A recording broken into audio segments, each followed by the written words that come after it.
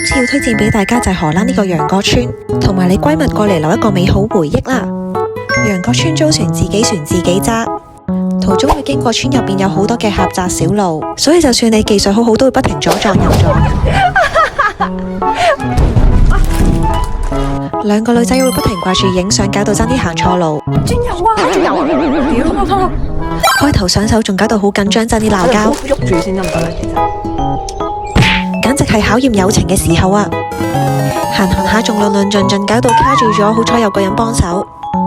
我哋都一致推薦租2個鐘頭，咁你就可以揸到夠皮。我哋仲發現原來村入邊呢啲咁靚嘅屋仔要千幾萬港紙。揸完船之後仲可以喺村入邊影下相留念。玩到夠皮之後記得去埋呢一間餐廳，一定要食埋佢個 pancake 先好走。其實嚟楊過村嘅交通都係好方便，喺呢個火車站落車之後左轉就會見到巴士站，搭70號巴士大概10至15分鐘車程就會到達楊過村。揸船操作亦都好簡單，只要 download 去呢一個 app 跟住路線行就得。